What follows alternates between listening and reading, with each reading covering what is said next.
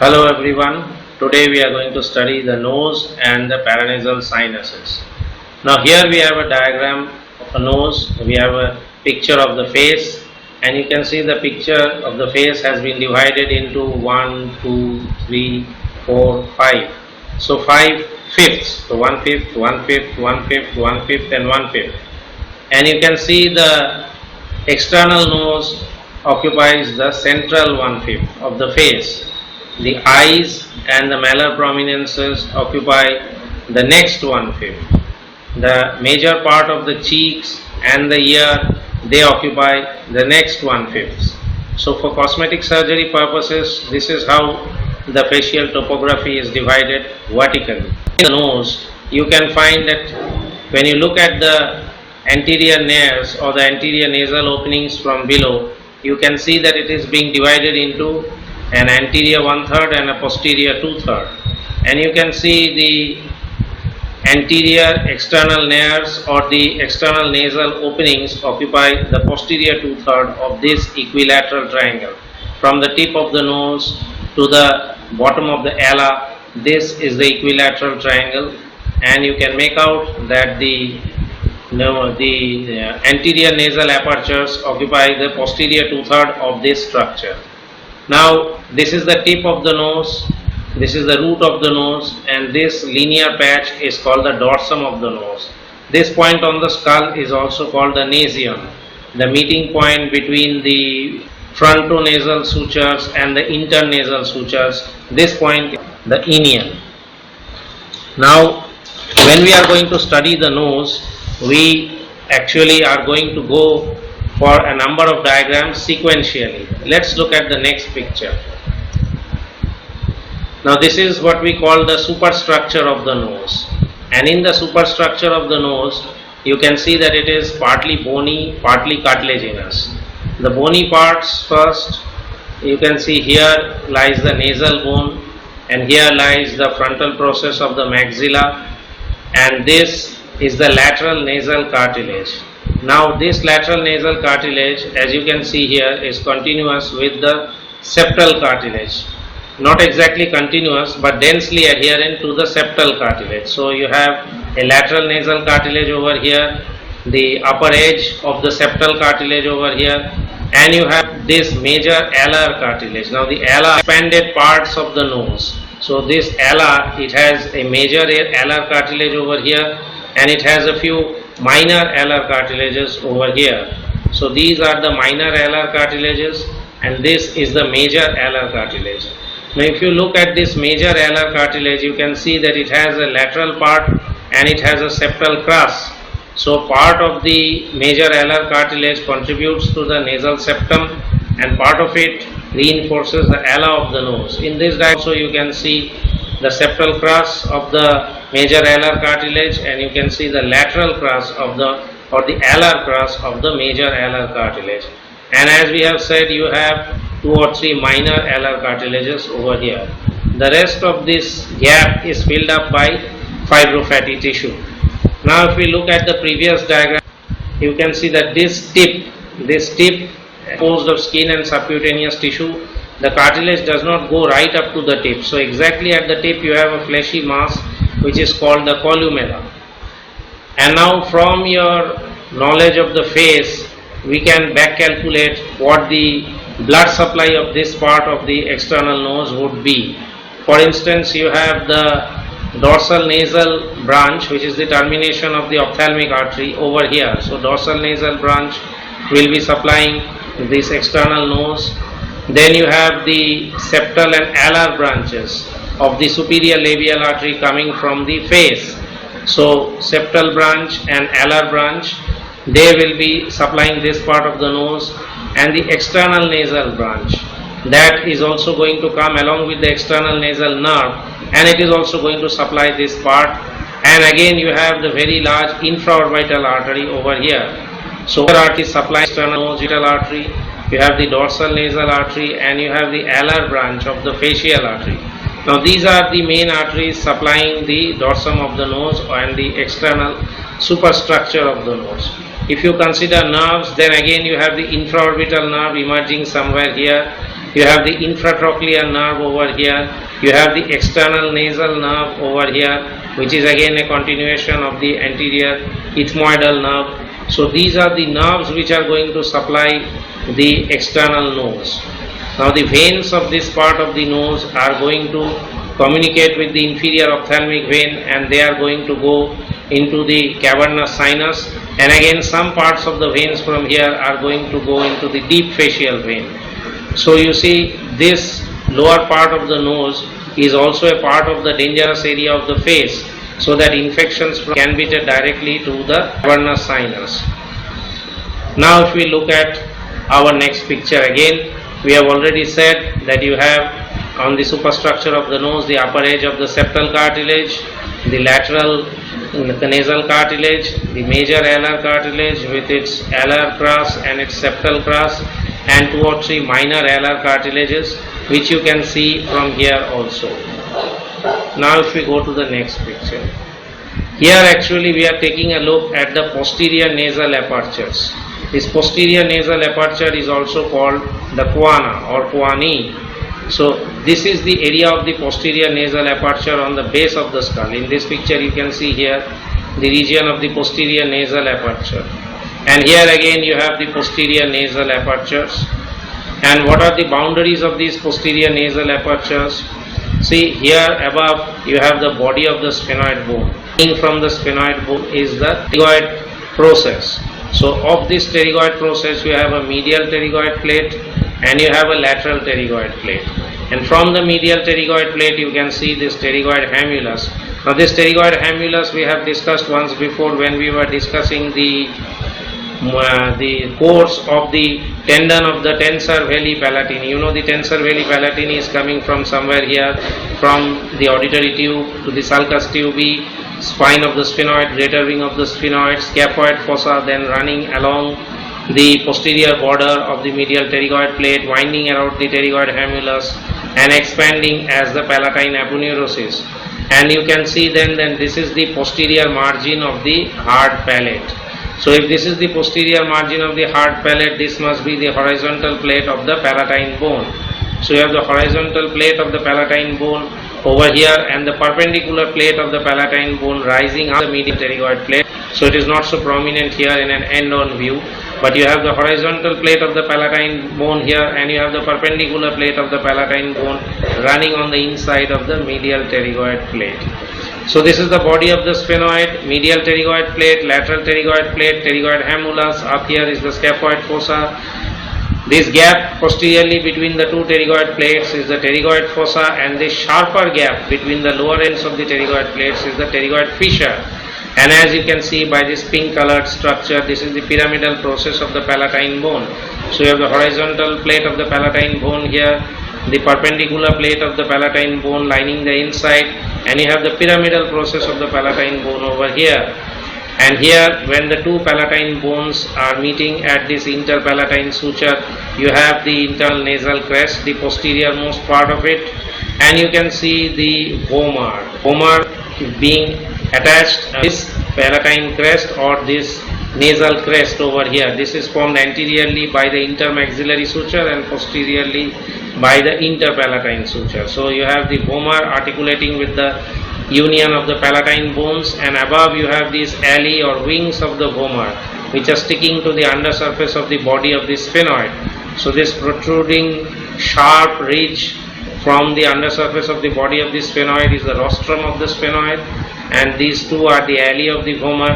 And from the medial pterygoid plate you can see this inward projection. This is the vaginal process of the medial pterygoid plate, and you can see that the vaginal process has overlapped the alae of the vomer over here. And not only that, from this palatine bone you have the sphenoid. We have said that the perpendicular plate rises up on the inside of the medial pterygoid plate. Now when it rises up to the top, it gives an orbital process anteriorly and a sphenoidal process posteriorly. Now it is that sphenoidal process arising from this perpendicular plate of the palatine bone that is overlapping the vaginal process from below. So between the vaginal process and the ala of the vomer you have a vomerovaginal canal, And between the vaginal process and the sphenoidal process of the palatine bone, you have a palato-vaginal canal, that is between the palatine bone, between the vaginal process and the sphenoidal vaginal canal, which transmits the pharyngeal vessels and nerves. That means this small opening is actually anteriorly opening up into the pterygopalatine fossa, where you have the third part of the maxillary artery and the maxillary nerve and the pterygopalatine ganglion. Now it is from that maxillary artery and the maxillary nerve and pterygopalatine ganglion that you have the pharyngeal vessels and nerve, which are coming back through this palato-vaginal canal, although the vomero-vaginal canal does not transmit anything important. And again, to keep in mind that this posterior border of the medial pterygoid plate gives a partial attachment to the superior constrictor muscle all the way up to the pterygoid hamulus and to the pterygomandibular raphe. And on this posterior margin of the medial pterygoid plate, you have a small point-like elevation on which rests the auditory tube on its way to the side wall of the nasopharynx. Now in this picture, we are taking a look at the muscles of the nose, and here you can see the procerus. These two together comprise of the nasalis muscle. You have the dilator nares, which expands in a flat aponeurosis on the bridge of the nose, and you have the compressor nares. This is the compressor nares, which expands on the bridge of the nose, and you have the dilator nares, which is actually attached to the ala of the nose and the soft tissues and muscles of the upper lip. So compressor nares expanding as an aponeurosis, trying to compress the nose, dilator nares trying to dilate the ala of the nose. In addition, you have the levator labii superioris alic nasi from the frontal process of the maxilla, one slip coming to the ala of the nose and one slip going to the muscles of the upper lip, and in addition a small muscle, the depressor septi. Now these muscles are all supplied by the buccal branches of the facial nerve. The procerus supplied by the superficial buccal branch, and the muscles of the nose and upper lip supplied by the upper buccal branch, whereas the lower buccal branch will be supplying the orbicularis oris and the buccinator muscle. So the muscles of the nose are not much, but they do carry out some fine movements of the nostrils, and the flaring up of the nostrils and compressions of the nostrils, which are actually evident in strenuous breathing and in different emotional movements. Now we come to this picture in which you can see the bony structure of the septum and the lateral wall. For the septum, you can see the major components are formed by the perpendicular plate of the ethmoid. Now this upper part is the cribriform plate of the ethmoid, and on the lateral wall this is the labyrinth of the ethmoid. So this is ethmoid, this is ethmoid. The roof of the nose is also partly ethmoid. So the perpendicular plate of the ethmoid, the vomer over here articulating below with the nasal crest formed by the maxilla and the palatine bone, and above articulating with the perpendicular plate of the ethmoid and this very large septal cartilage. So the septal cartilage is another important component of the nasal septum. Below you can see the septal process or the septal crust of the major alar cartilage. So the nasal septum is partly bony, partly cartilaginous. The lower part of the cartilaginous element forms the mobile part of the nasal septum. The upper part forms the rigid part of the nasal septum. And you can see behind the posterior border of the vomer there is a free margin. So in the midline, this is the free margin of the nasal septum, and again you can see the lateral wall of the nasal septum over here in the form of the medial pterygoid plate leading to the pterygoid hamulus. So apart from these major structures forming the nasal septum, you again have the nasal bone in the midline contributing to the nasal septum, the nasal spine of the frontal bone over here contributing to the nasal septum, the nasal crest formed by the meeting of the palatine processes of the maxillae and the horizontal processes of the palatine bone. These are also contributing to the nasal septum, and these edges, the sphenoidal crest over here and the sphenoidal rostrum over here, they are also contributing to the nasal septum. So all the midline structures over here, they are contributing partly or in a large measure to the nasal septum. Now this entire nasal septum is covered by mucous membrane lined by respiratory epithelium, except for the part close to the tip of the nose. Close to the tip of the nose you have a little bit which is lined by skin, and stratified squamous keratinized epithelium and contains some amount of stiff hair.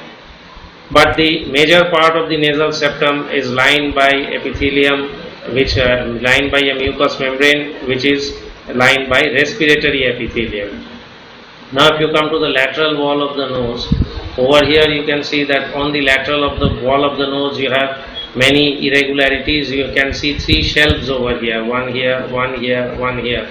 These are the superior nasal concha, the middle nasal concha, and the inferior nasal concha. And by the color coding you can make out that the superior and middle nasal conchae are integral parts of the ethmoid bone itself. They are not independent bones.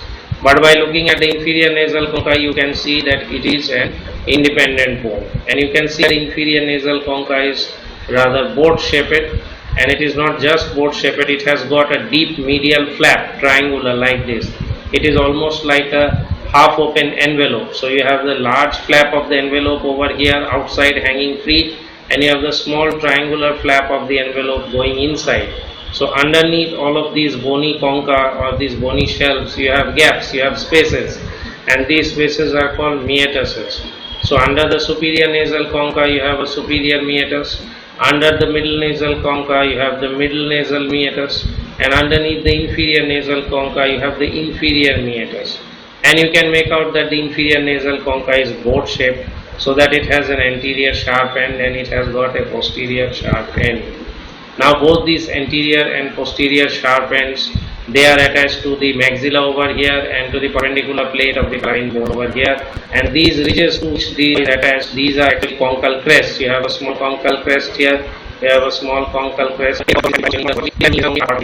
Now, the lateral wall of the nose, the main structure is the maxilla. This large pink bone is the maxilla, and in the central part of the maxilla over here you have a maxillary hiatus. So this is actually the opening of the maxillary air sinus, and you can make out that this ethmoid bone and this inferior nasal concha and this palatine horizontal perpendicular plate of the palatine bone from behind, they are all helping to close the large cavity of the maxillary hiatus. So on the dry bone, the opening of the maxillary sinus was huge.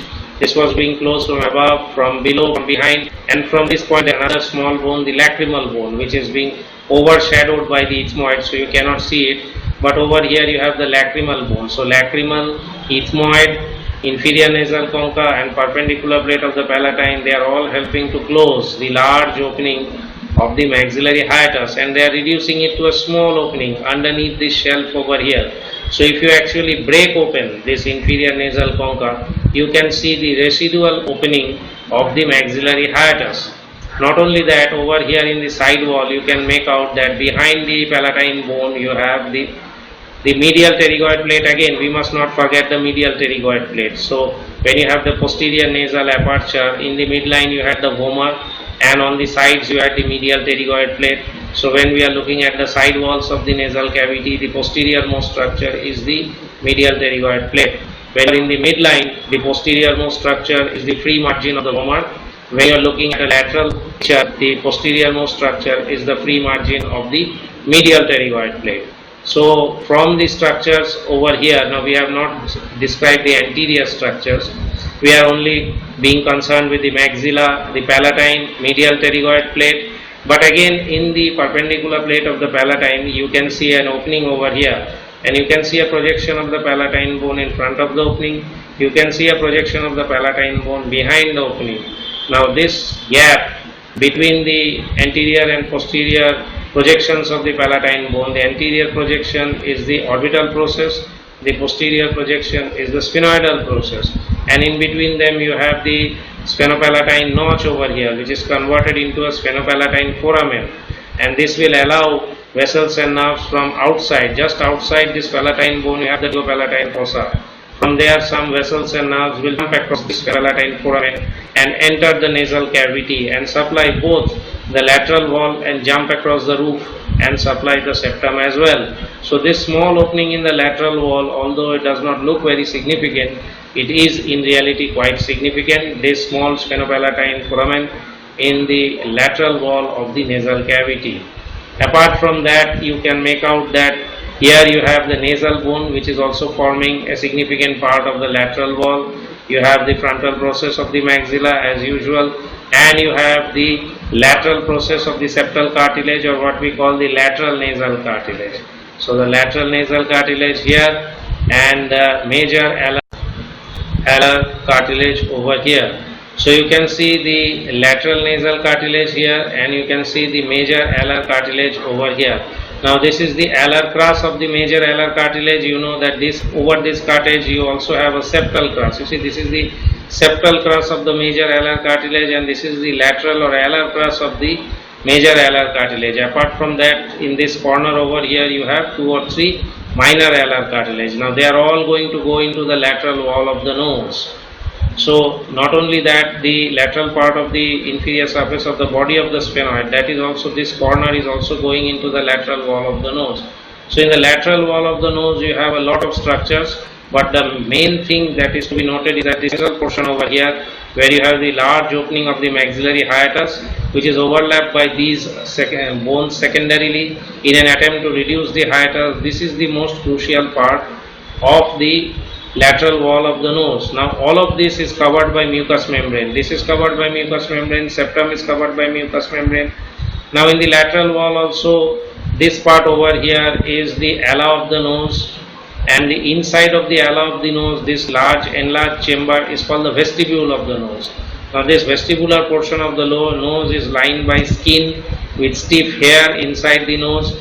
Now beyond the vestibule of the nose you have the atrium of the nose, and then you have the nasal cavity proper. So first you have the vestibule of the nose lined by skin, then you have the atrium of the nose, that means somewhere here between the vestibule and the atrium, that is between the skin and the mucous membrane, you have a mucocutaneous junction, and this mucocutaneous junction between the vestibule of the nose and the atrium of the nose is called limen nasi.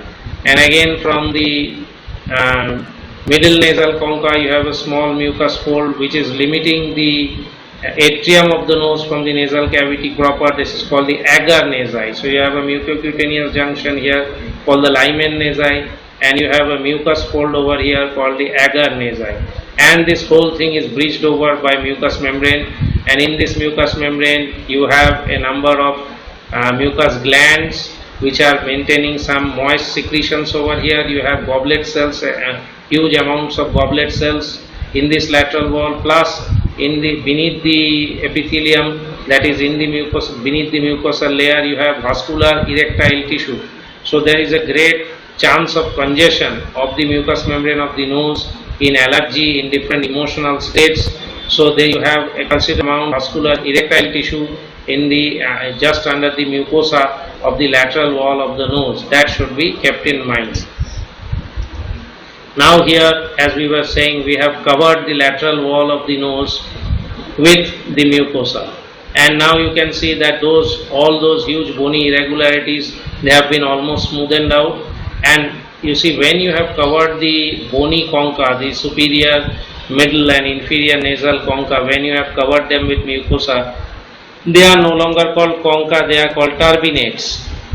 Now, so you now have the superior turbinate, the middle nasal turbinate and the inferior nasal turbinate.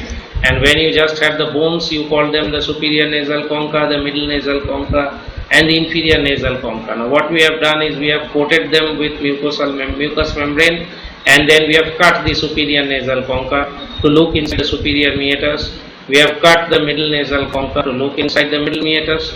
We have cut the inferior nasal concha to look into the inferior meatus.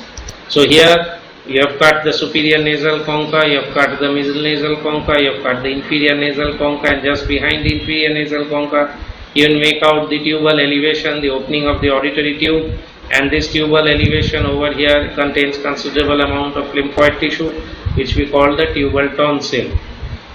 Now if we look at the superior meatus over here, just beneath the superior nasal concha, this contains the opening of the posterior ethmoidal air cells. Now you know that just all around the nasal cavity you have the paranasal air sinuses. Now what are these nasal sinuses?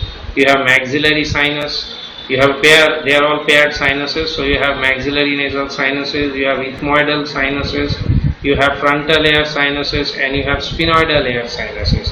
Now all of these sinuses are going to open into some part or other of the lateral wall of the nose.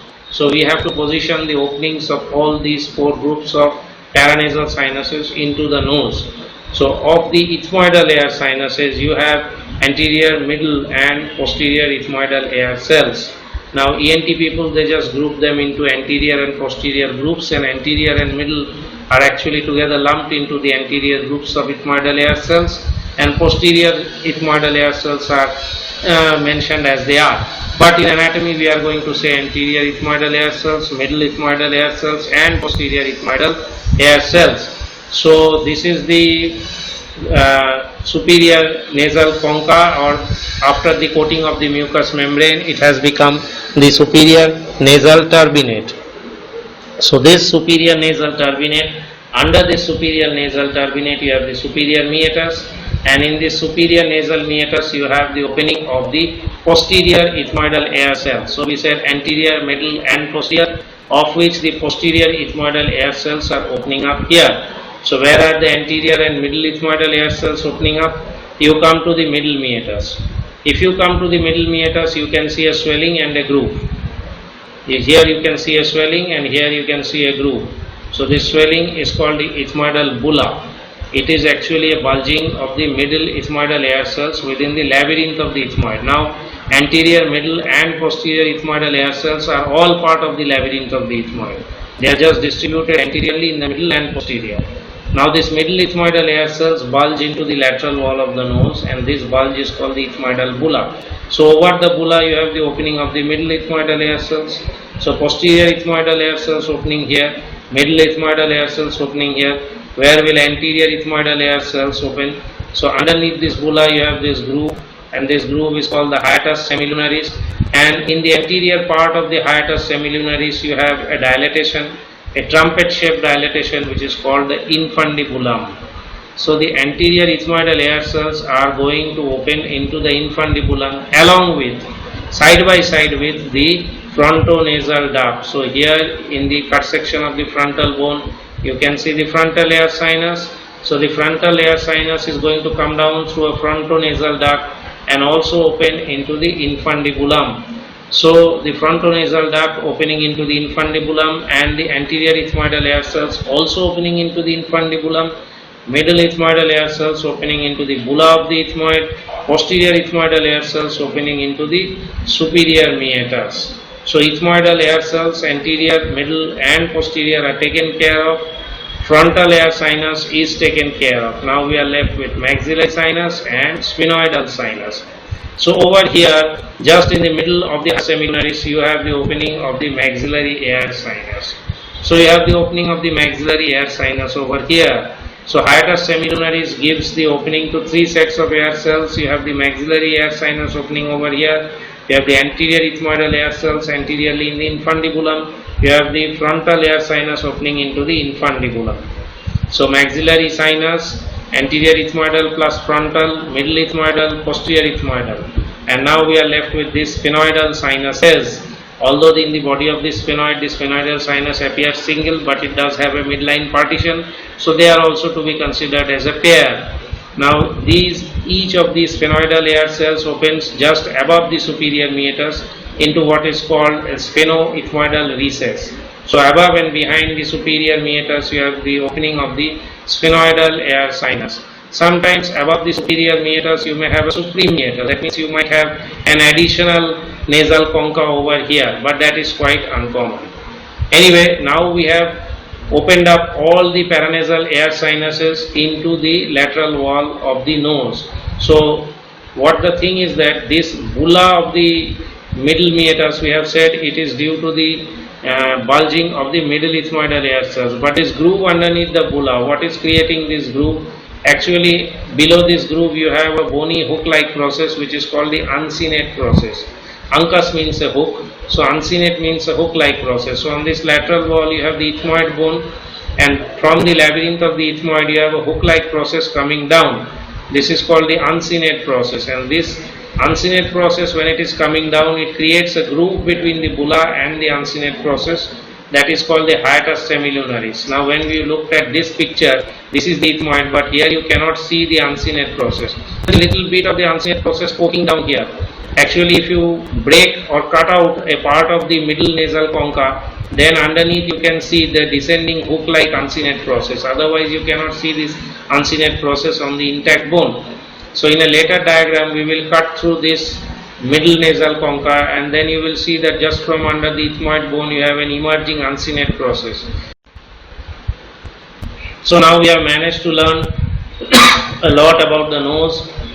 We have seen something about the septum, about the lateral wall and the mucosa.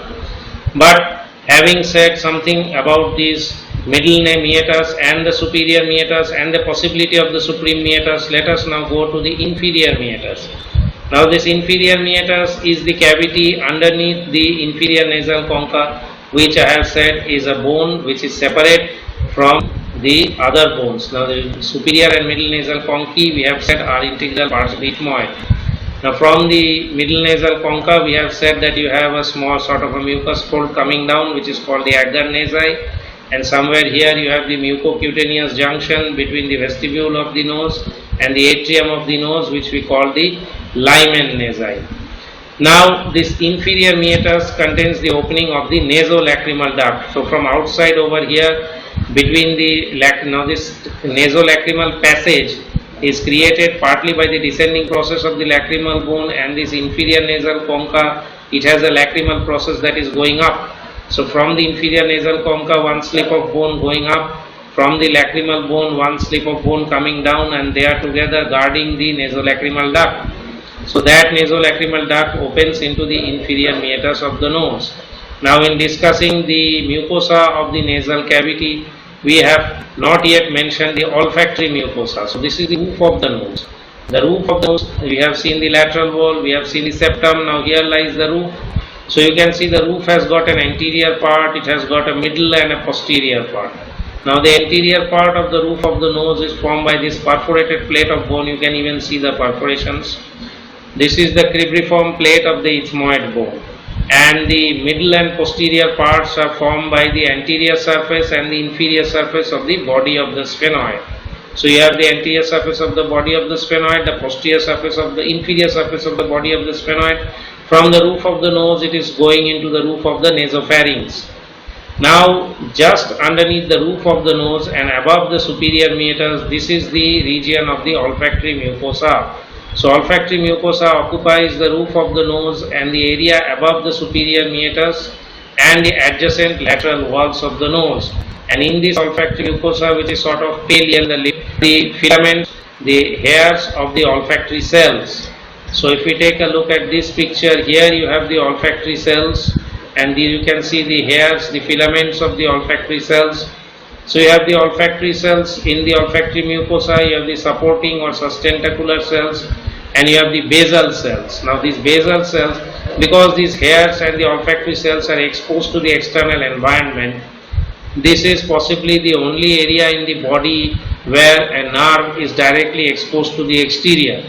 So these olfactory cells are actually neural cells, and their processes are directly exposed to the exterior, and because of wear and tear these olfactory cells are being replaced by the basal cells. So although nervous tissue is a permanent tissue and it is not easily replaced by stem cells, yet these olfactory mucosa does have a reasonable turnover rate and they are replenished from these basal cells. Now in addition to this olfactory mucosa, you can see there are some glands which are helping in the moistening of this olfactory mucosa, and the peripheral processes of these olfactory cells, they make up the filaments of the olfactory nerves, and these olfactory nerves pierce the cribriform plate of the ethmoid in 15 to 20 bundles, and they go up and synapse with the mitral cells within the olfactory bulb. So in the olfactory bulb you have the relay of these olfactory neurons or these olfactory cells, and these perforations of the cribriform plates are for the passage of the bundles of the olfactory nerves. So now we have more or less studied the main part of the nose. Now we are left with the blood supply and nerve supply of the nose. Now blood supply you have to study in one set for the septum and in one set for the lateral wall. Now if you take the lateral wall first, here in the lateral wall you can see that you have the emergence of anterior ethmoidal artery and the posterior ethmoidal artery. So both the anterior and posterior ethmoidal artery will supply the upper anterior and posterior parts of the lateral wall of the nose, and these small grooves over here, they are coming out into the nose. These anterior and posterior ethmoidal arteries, they are actually branches of the ophthalmic artery, and they are coming out from the orbit into the nose. And over here you can see that familiar sphenopalatine foramen that we were talking about for so long. And this sphenopalatine foramen, you can see this sphenopalatine artery coming out into the lateral wall of the nose. Some of it will be jumping across the roof of the nose and going to the septum. So this sphenopalatine artery, which is a branch of the third part of the maxillary artery. So sphenopalatine arteries are supplying a major part of the lateral wall of the nose, extending right up to its anterior part, right up to the cartilaginous part. From below you can see the upturned branches of the greater palatine artery. So this is greater palatine foramen on the hard palate, and this is the course of the greater palatine artery. The termination of the greater palatine artery coming up through the incisive canal into the nose and anastomosing with the sphenopalatine arteries. And towards the septum of the, towards the outer superstructure of the nose and close to the upper lip, you have the alar branch of the facial artery. This, you know, the facial artery gives a superior labial and an inferior labial branch, and you know the superior labial artery further gives a septal branch and an alar branch, of which the septal branch will go into the nasal septum and the alar branch will go into the lateral wall of the nose. So these are all of the arteries which are supplying the lateral wall of the nose. Now if you come to the septum of the nose, again these anterior ethmoidal artery and posterior ethmoidal arteries, they, because they are coming on through the roof of the nose, they are giving branches as well. The sphenopalatine artery which came out through the sphenopalatine foramen, some of its branches are going to jump across the roof and they are descending through the septum of the nose as long branches. Again, some branches of this greater palatine artery are going to go up right up to the septum of the nose, and anterior-inferiorly of the septal branch of the superior nasal artery, which is a septal branch of the superior labial artery, which is actually a branch of the facial artery.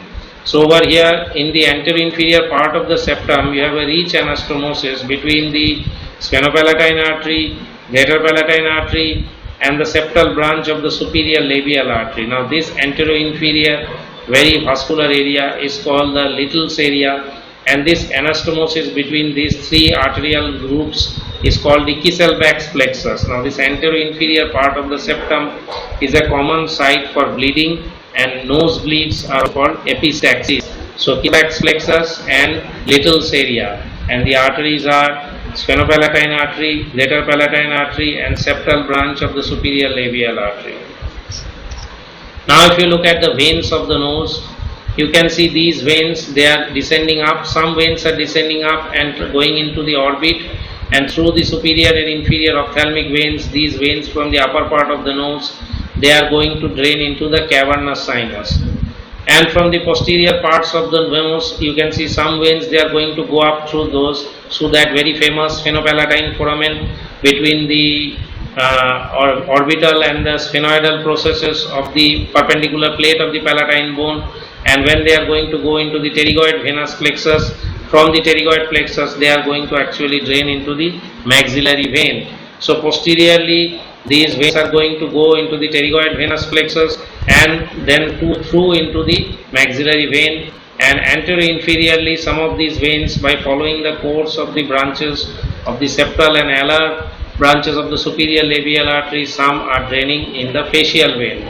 One important thing which needs to be mentioned is that one small vein may occasionally pass through the foramen cecum and go from the nasal cavity to the anterior cranial fossa and communicate with the superior sagittal sinus. So through the superior sagittal sinus and the foramen cecum, one vein may communicate the intracranial venous sinus with the veins of the nose. And it may so happens that in case of raised intracranial tension or in severe hypertension, if there is a sudden nosebleed, the pressure from the inside the cranium may be released by bleeding through the nose, and it may prevent a catastrophic build-up of intracranial pressure and therefore act as something of a safety mechanism. Now if we look at this picture, you can see the nerves on the lateral wall of the nose, nerves on the septum of the nose. At the outset you can see the olfactory nerves. Here you can see the olfactory bulb and you can see the olfactory nerves, the filaments of the olfactory nerves piercing the roof of the nose through the cribriform plate of the ethmoid.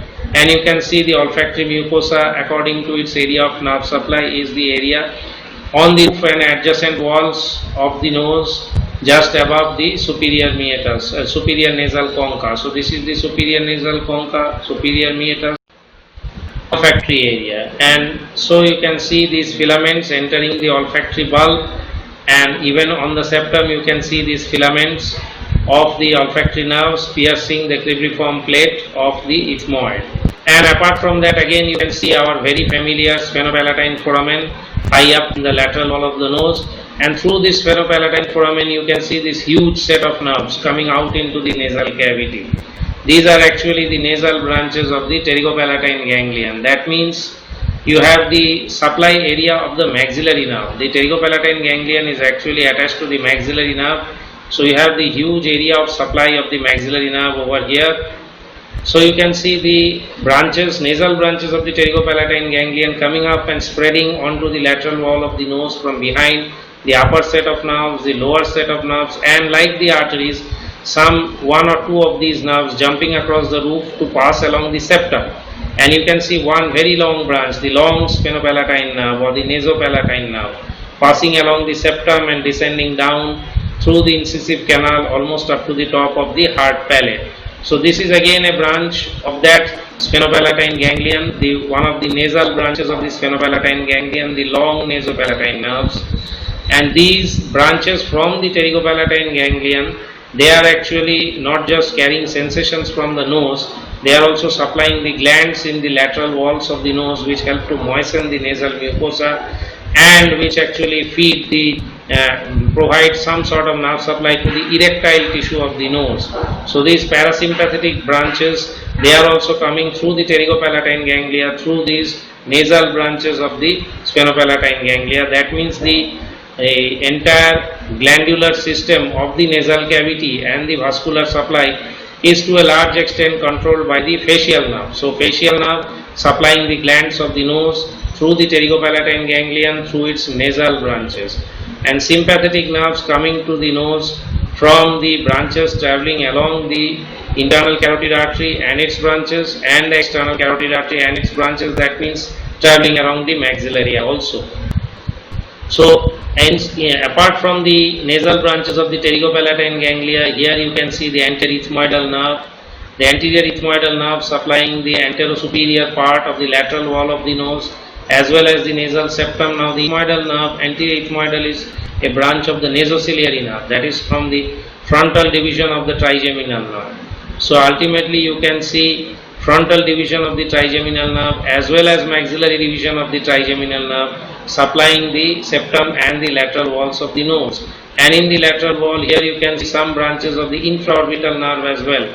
But infraorbital nerve is also maxillary nerve. So you have the ophthalmic and the maxillary divisions of the trigeminal nerves carrying sensations from the septum and the lateral wall of the nose, and facial nerve through the pterygopalatine ganglion supplying the glands of the nose. Now this whole thing is being summarized very nicely by this diagram from Dr. Ashim Datta's book.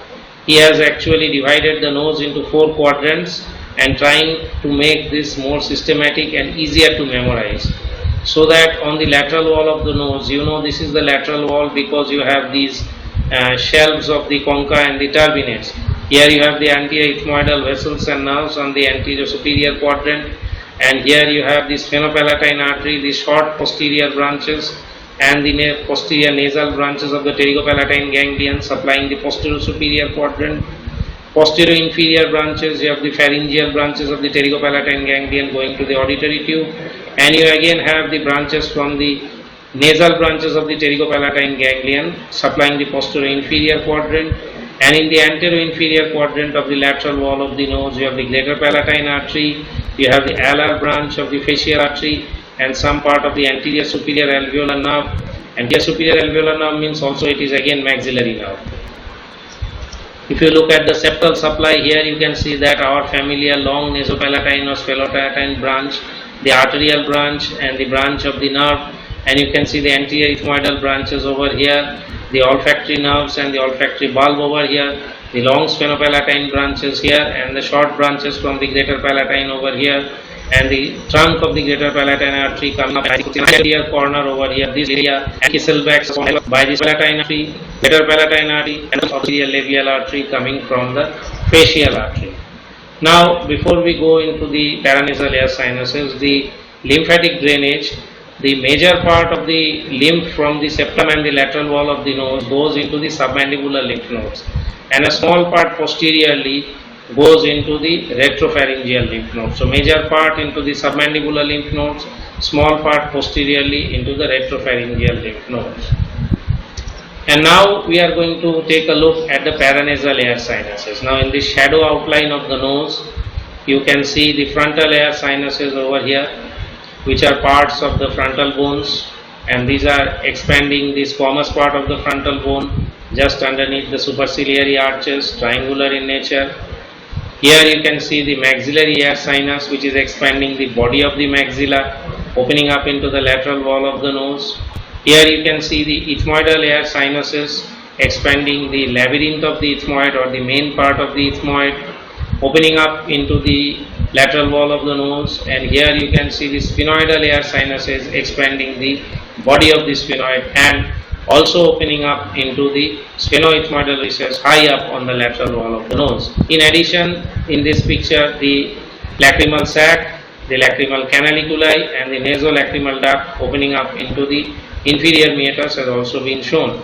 So, maxillary sinus opening into the middle meatus, anterior and middle ethmoidal air cells opening into middle meatus, posterior ethmoidal air cells opening into the superior meatus, frontal air sinus opening up into the middle meatus close to the opening of the anterior ethmoidal air cells, and sphenoidal sinus opening up into the sphenoethmoidal recess just above the superior meatus close to the roof of the nasopharynx. Now if you look at this diagram of the skull, this is the position of the frontal air sinus. It is triangular in outline and the septum between the two frontal air sinuses is irregular. So the two frontal air sinuses may not be symmetrical, and the frontonasal duct, as we have said, opens up into the middle meatus or here into the infundibulum of the middle meatus. Now the frontal air sinus is supplied by the supraorbital nerve and the supraorbital artery, and this frontal air sinus extends for a variable length up into the squamous part. Behind it may extend for a variable length into the variable distance into the orbital plate also. So this frontal air sinus is just underneath the superciliary arch of the squamous part of the frontal bone. Next you come to the maxillary air sinus. The maxillary air sinus expands the body of the maxilla, and all the paranasal air sinuses are lined by respiratory epithelium, and the ciliary movement of the respiratory epithelium throws the secretions out towards their openings into the nose. So the maxillary air sinus opens into the middle meatus. You can see that the floor of the maxillary sinus would be somewhere here at the level of the hard palate, but the opening of maxillary meatus is high up into the middle meatus. Therefore you see the drainage of the maxillary meatus is not gravitationally very efficient. Therefore if there is some amount of infection within the maxillary air sinus, the secretions may not be efficiently drained out into the middle meatus. Not only that, you can see the roots of these premolars and canines and molars opening up, and these are actually just beneath the floor of the maxillary sinus. Occasionally the floor of the maxillary sinus may be a bit shallow, and the roots may actually bulge into the maxillary sinus, so that during extraction, particularly of the molar teeth, you might open up the maxillary sinus from below, and you might create a fistula. So you must be very careful when you extract these teeth in a person who has a shallow floor of the maxillary sinus. In any case, if there is a problem with the drainage of the maxillary sinus into the middle meatus, ENT surgeons create a secondary opening through the inferior meatus into the maxillary sinus, or through the canine fossa over here. This is the canine tooth. So through the canine fossa, they drill into the maxillary sinus into what is called the Caldwell-Luck operation. You can either go into the maxillary sinus easily from the middle meatus, from inside the nose, or from within the vestibule of the mouth through the canine fossa. Now, frontal sinus we have understood, maxillary sinus we have understood because they are on the surface projections of the skull. But what about the ethmoidal and sphenoidal air sinuses? Now, ethmoidal air cells are deep inside. You see, the ethmoid bone is over here. Between the orbit and the nasal cavity, this is the position of the ethmoid. So, these ethmoidal air cells, actually, ethmoidal air cells are multiple, anterior, middle, and posterior. Not only that, the ethmoid bone itself is not sufficient to enclose all the ethmoidal air cells.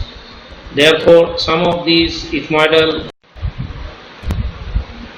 air cells are closed by the surrounding bones to which the labyrinth of the ethmoid articulates.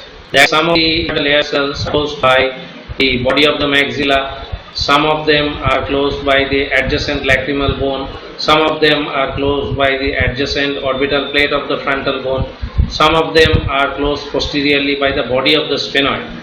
So if you have an ethmoid bone and if you look at the labyrinth of the ethmoid, you can see open ethmoidal cells in almost all directions except the medial surface. This medial surface, because it is actually facing the orbit, it is plain, but in all the deeper surfaces of the labyrinth of the ethmoid, you will see that there are some open ethmoidal air cells. Now they are being closed by the surrounding bones. Now you know these ethmoidal air cells, they open into the nasal cavity, partly into the middle meatus, partly into the superior meatus. Now, infections of the ethmoidal air cells are also quite common, just as infection of the maxillary hiatus, maxillary sinus is common. So, allergic conditions of the maxillary sinusitis as well as chronic ethmoidal sinusitis can give rise to bulging of the mucosa through the openings of the ethmoidal air cells into the nose to form polyps. So, polyps from the maxillary antrum are called antrochoanal polyps. Polyps descending from the ethmoidal openings are called the ethmoidal polyps. Now, the ethmoidal air cells are supplied by the anterior and posterior ethmoidal vessels and nerves. Now, the anterior and posterior ethmoidal arteries, as we have said, are branches of the ophthalmic artery, and the anterior and posterior ethmoidal nerves are branches of the nasociliary nerve, that is ophthalmic division of the trigeminal nerve.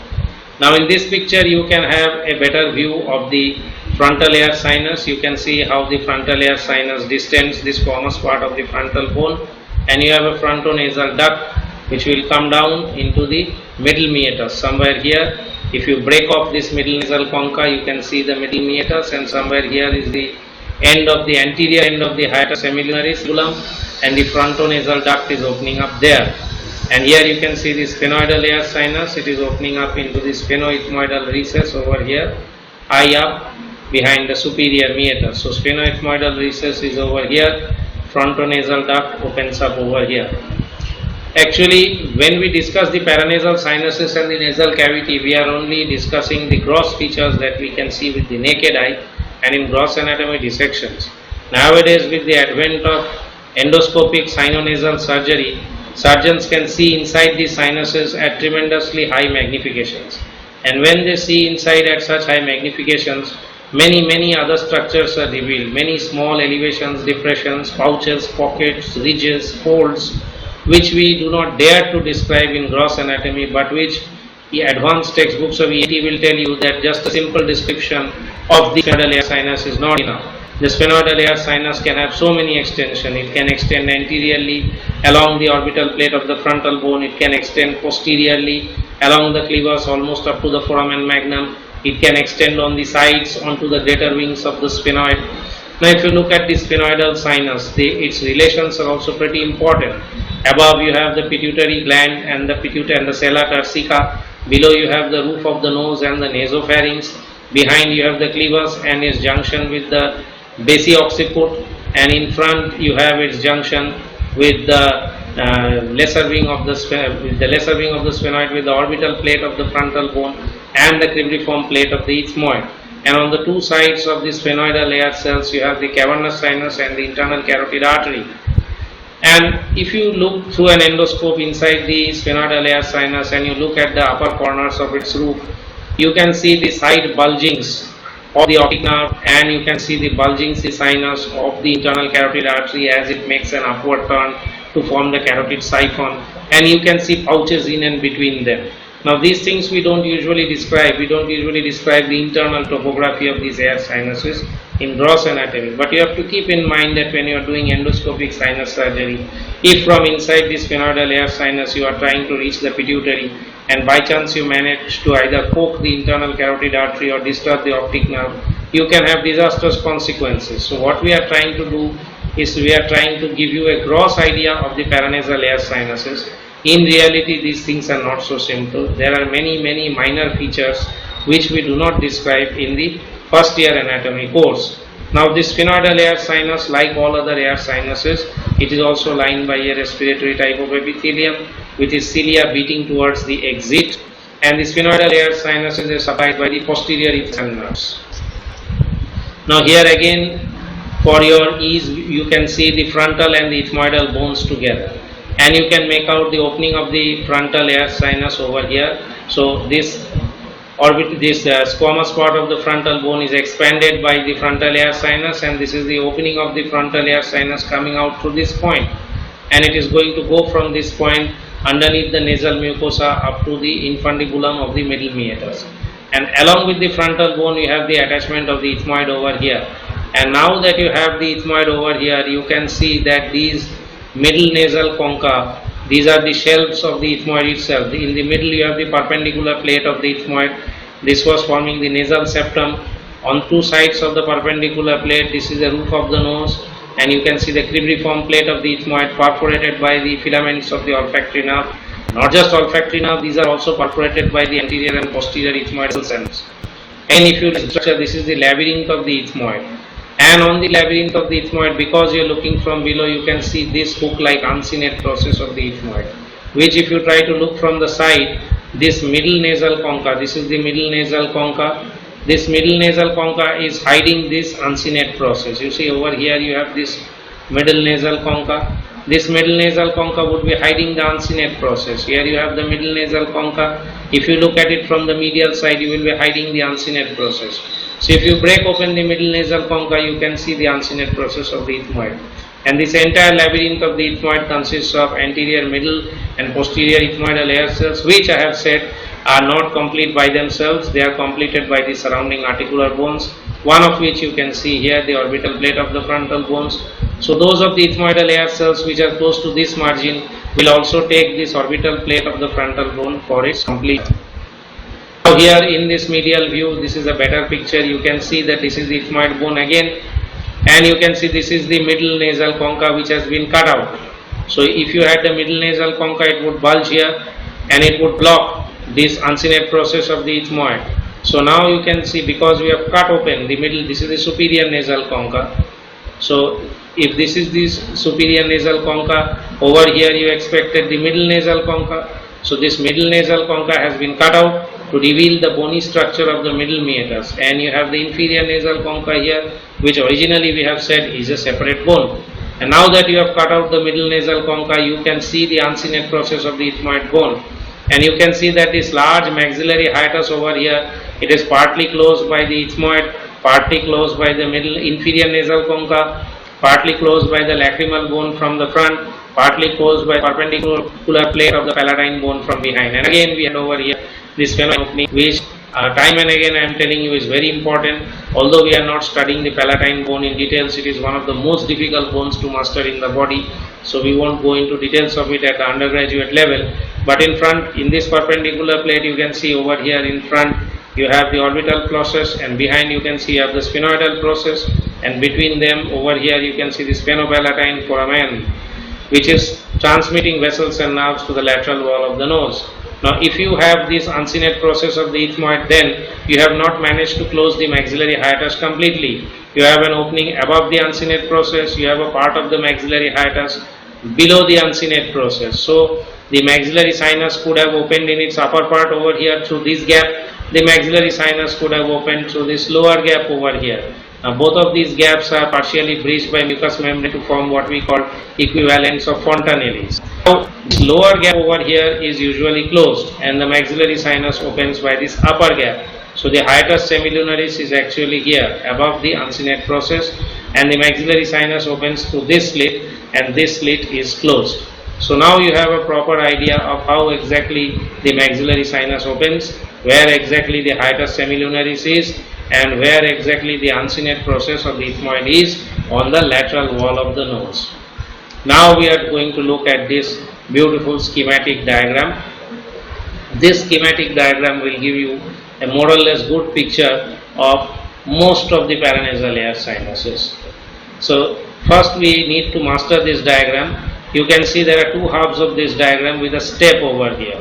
Now in this is the more anterior part of the diagram. This is the anterior half of the head. This is the more posterior part of the head. So this step, so you are actually looking at a coronal section of the head and neck from behind. This is a more anterior plane. This is a more posterior plane. So because this is a more anterior plane, here you can see a section of the eyeball, and because this is on a more posterior plane, you can actually see the area close to the apex of the orbit. You can see the orbital fat, and you can see the outline of the extraocular muscles in cross section, and you can see the optic nerve. So this is actually close to the apex of the orbit, and this is more close to the facial side, more close to the face. So you can see the bulging of the zygomatic arch over here, and on a more posterior plane over here you can see the temporalis muscle and the medial pterygoid and all. So this is a more anterior structure. Now of the eyeball that you can see, you can make out the pupil, you can make out the iris, you can make out the ciliary body, you can make out the orange or red reflex from the retina, and you can make out the outline of the sclera, and you can make out the extraocular muscles. And here you can make out the optic nerve and the branches of the ophthalmic and the ciliary vessels and the superior rectus, inferior rectus, medial rectus, lateral rectus, superior oblique, levator palpebris superioris, all these things you can make out. Plus, you can see the paranasal air sinuses in section. Now on this more anterior section, what strikes you here is this bulge medial to this orbit. This is actually the ethmoidal bulla, and these are the middle ethmoidal air cells.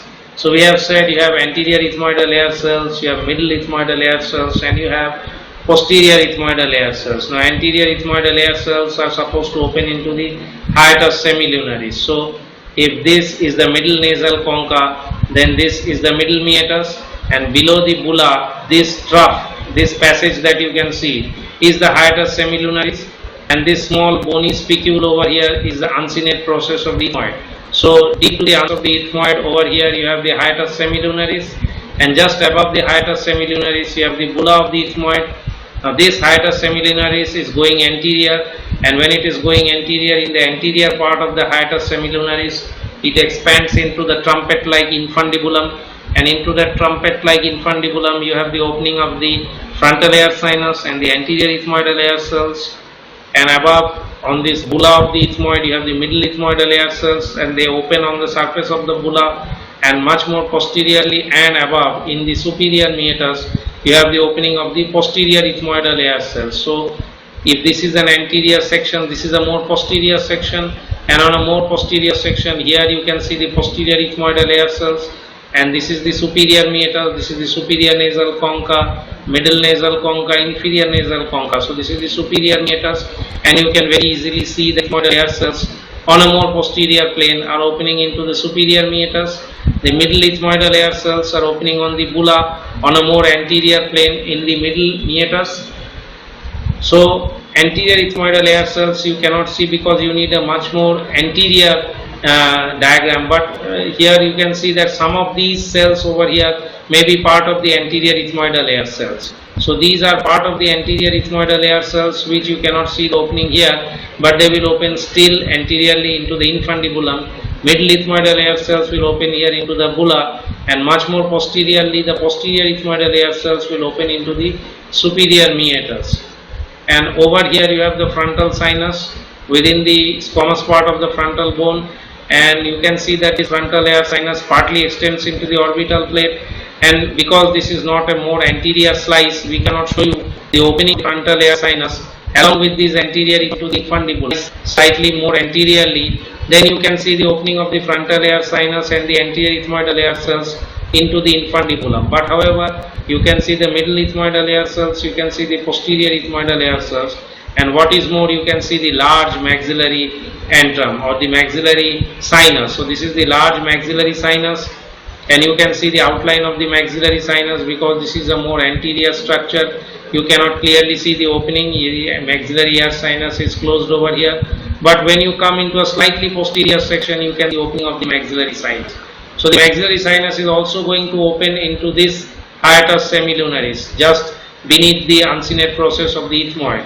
So this trough, this chamber, this hollow passage, this is going to take up the opening of the maxillary air sinus also.